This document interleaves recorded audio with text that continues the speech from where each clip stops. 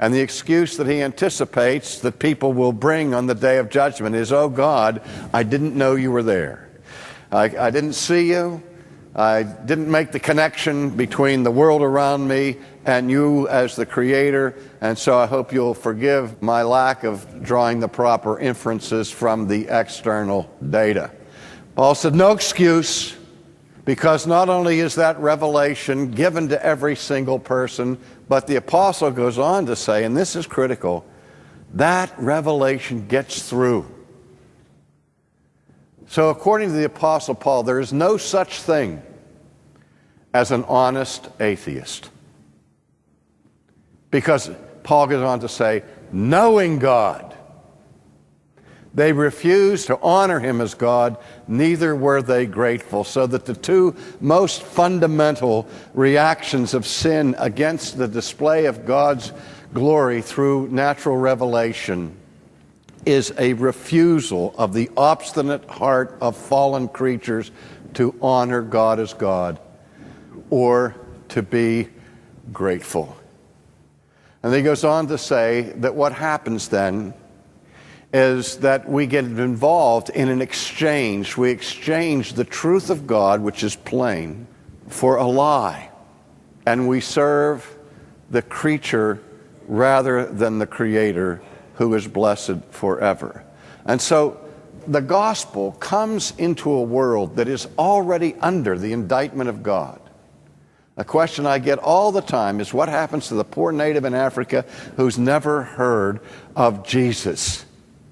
The poor innocent native in Africa who's never heard of Jesus. You've heard that. I've heard that question 1,000 times. What happens to the poor innocent native in Africa who never heard of Jesus? I said, the poor innocent native in Africa, if he dies, goes straight to heaven.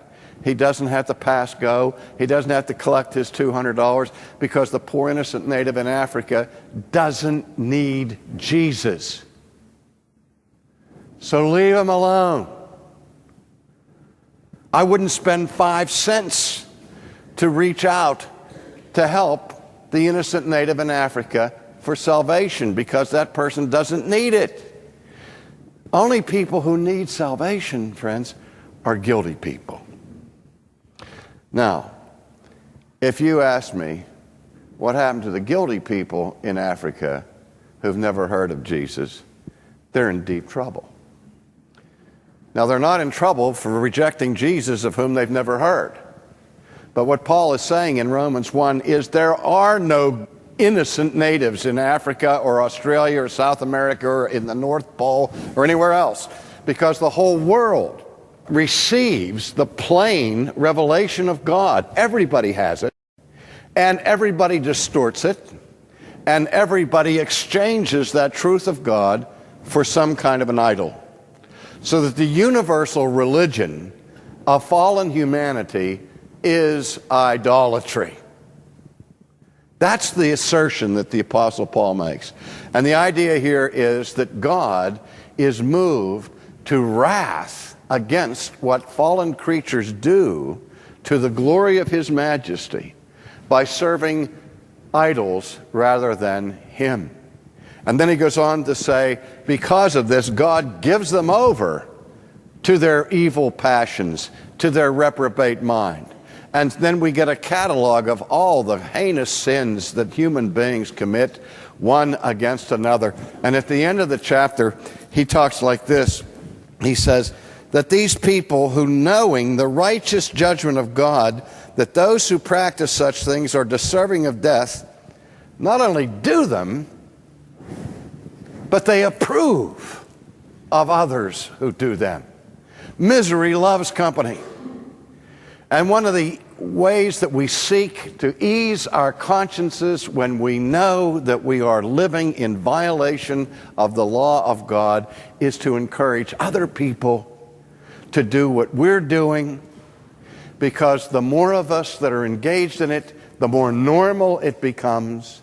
The more normal it becomes, the less sinful it seems. And we say, well, after all, this is natural for us to behave in this manner. Well, it is. Nothing comes more naturally to fallen humanity than sin.